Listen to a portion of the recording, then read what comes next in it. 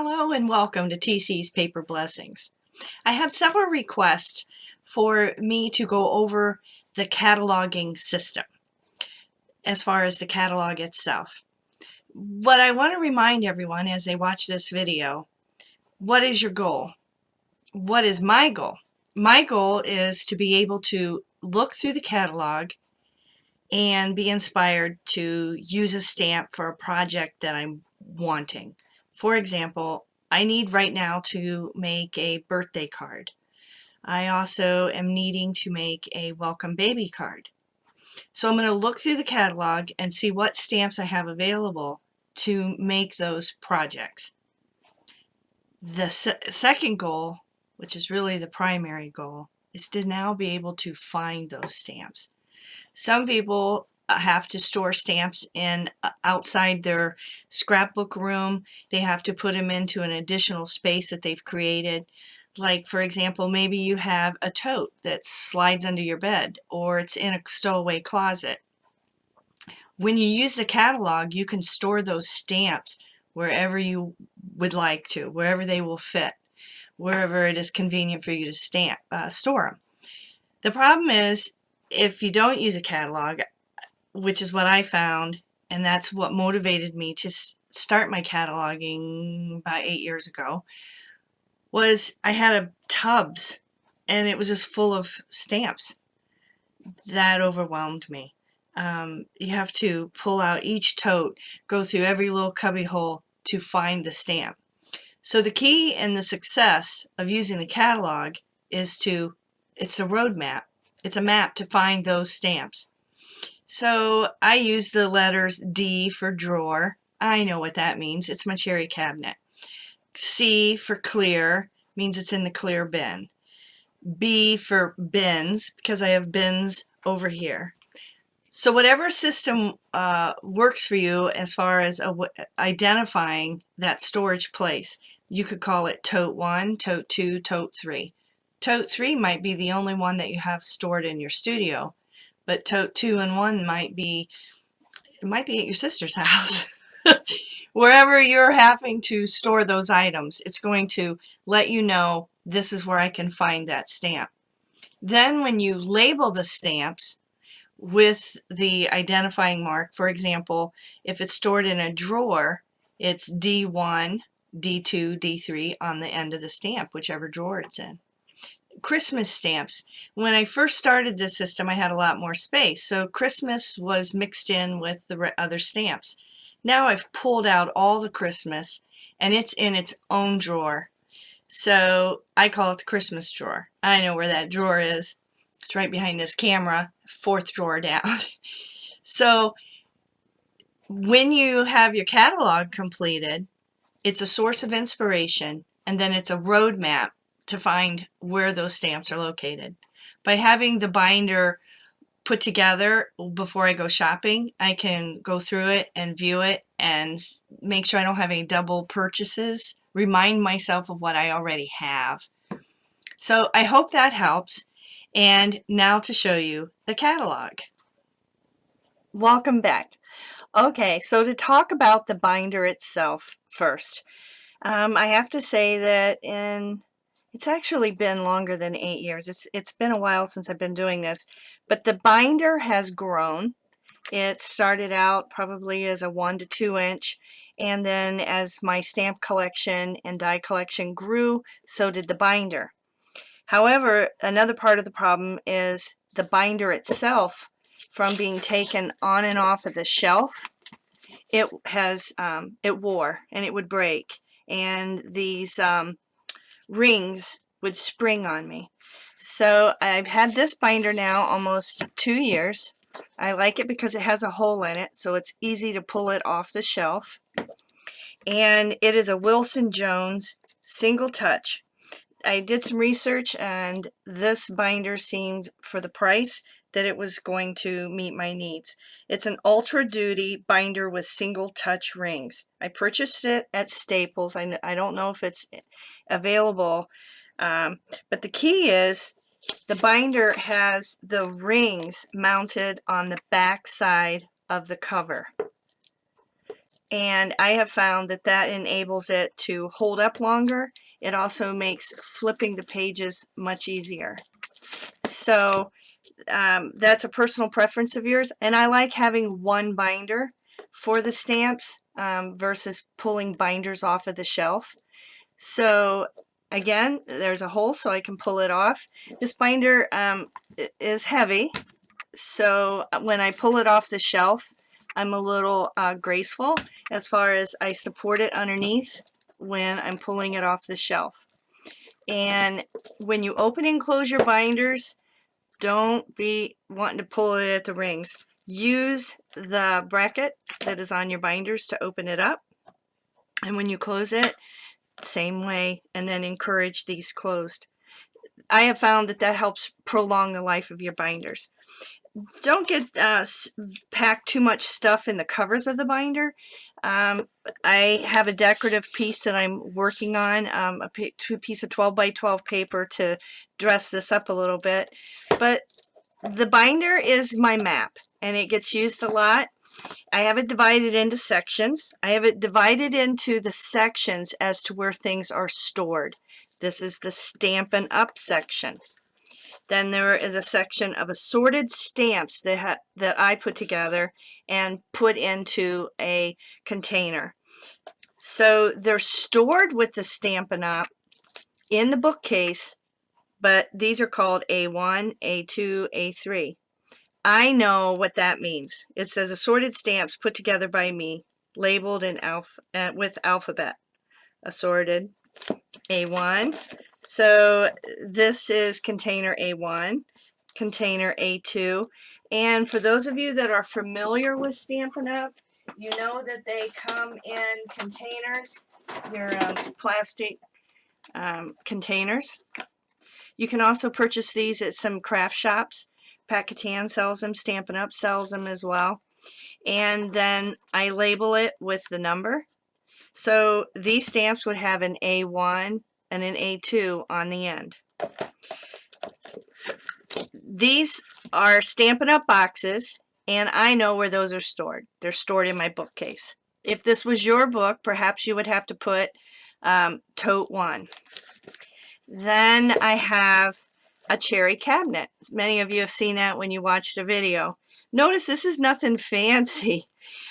This is drawer 1, 2, 3, 4, and it goes all the way to 18. It's a cherry cabinet. So in drawer 1, I have these stamps. And this is the drawer. And I have them placed in there. And if you look on the end of the stamp, it will say drawer 1. Now sometimes I give a stamp away or I move it. Or maybe I have replaced it with something else. Then I would just simply draw an X, and that means that that stamp is not in that drawer. These are listed here so that I can see what I have and I know what drawer it's in. Some people have taken a photograph of the drawer and placed it here so they know how to put them back. I like to stamp because sometimes I find that a stamp might have a problem. Maybe it wasn't trimmed on the edge and it leaves a little bit of something that I don't want. For example, here is a musical note. Notice how you can see, I'll zoom in a little bit so you can see. Notice how you can see these edges of the rubber. Well, that just serves as a reminder that when I go to use this stamp that I want to be careful. I don't want to rock. I want to make sure I have a solid flat surface so that I don't have any of that onto my project. Sometimes I have a stamp that gets added to a drawer and it won't fit on the sheet of paper that's already there. So here I put a sticky note. Maybe it's my favorite stamp. It's my go-to stamp that I really like. I'll also put a note with a post-it on the page protector. So these are all the stamps that I have in the drawer.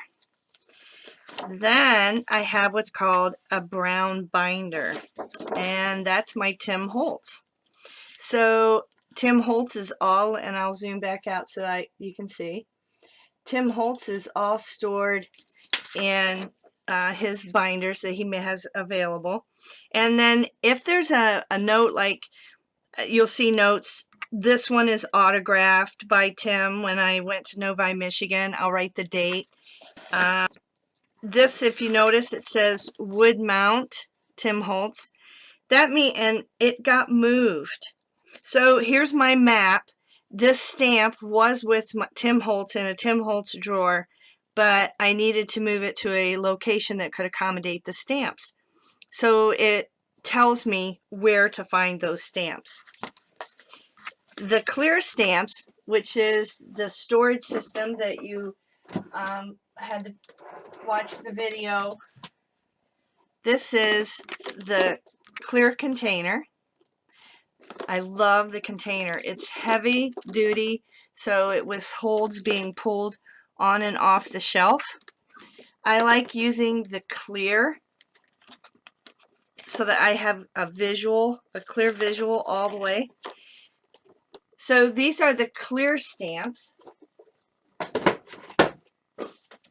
And I know where they're located because I have it labeled as C1. Again, you may have labeled it as something else. I have all of those stamps stamped in here that are placed in that storage area. I have them then subcategorized by backgrounds, florets, outdoor. And if you notice, I just get them on the page. I get them on the page as they come in to keep this binder from getting so thick. Here's a stamp that's in backgrounds and another one that's in flowers. But because I wrote background, when I go to the clear storage system that I know, because it's C1, I will go to backgrounds, and here's backgrounds. And now let's look for the clock. So I can thumb through, which is nice. Here is the clock, and in the corner I have written or labeled it background. So as I'm using the stamp, I know that it gets put back into background. It's going to go into backgrounds in the clear storage, and I knew where to find it because it says background C1. So it's my roadmap to find the stamps. There is C2, clear container 2. This has stamped and die images all in one. So for example, I go to the clear tote 2, and this says Crafter's Companion. This is labeled Crafter's Companion. And let's say I want to find this set. There it is. And it's labeled Crafter's Companion, Crafter's Companion, C2. Inside with the stamp, I have placed the corresponding dies that go with it. I place those in the catalog with the stamped image. I also have written on here in both places.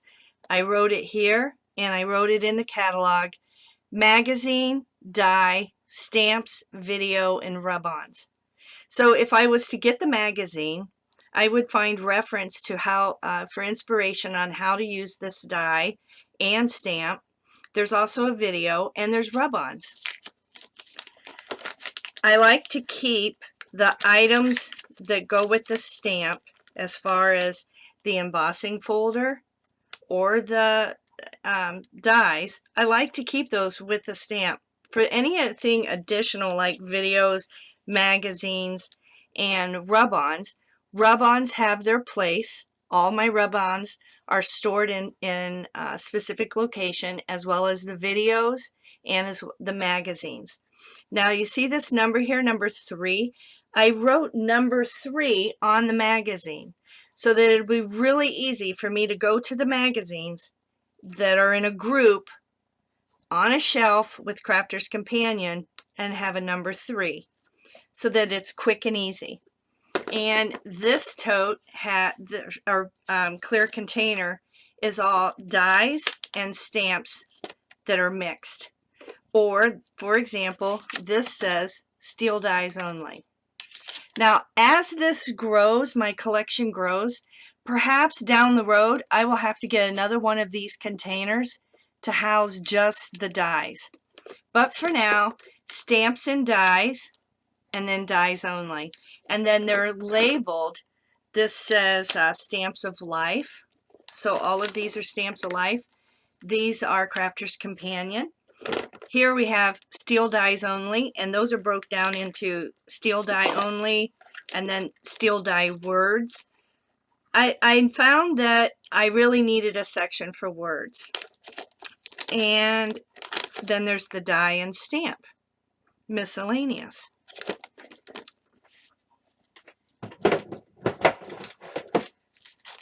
In another section of the cat, and then just to play with the die and play with the stamp and find different ways to use it and to inspire me, sometimes I will embellish on the page inside the catalog. I will embellish as I'm placing those items, whereas here I didn't. I just basically put the shape and got it on the page.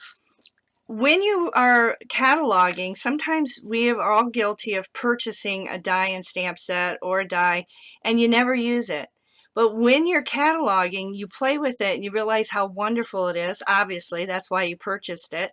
And then it serves as an inspiration when you're going through your catalog wondering, what should I do? Oh yeah, this was a fun, this is pretty. I want just this word, hello. That's a nice one. So that section. Now for the next section, I like to keep, these are all the stamps and dies that have a category in the clear container. Sometimes I just photograph the container on the scanner, which is what I did here, and get it in the catalog. For the Stampendous that you saw in a previous video, I showed you how I stored those. I cut them out and I place them in the catalog. I have Close to My Heart. Close to My Heart, they also are another one that have their stamps in boxes that are available. Stampin' Up! Has the little clear container, the little clear boxes, and so does Close to My Heart. So Close to My Heart has their own section off to another area of my bookcase. So in box 1, we'll do box 2 since it's, so in box 2, if you keep flipping through the catalog, box 2, you will find these stamps. And these are Close to My Heart. In box 3, you'll find these stamps.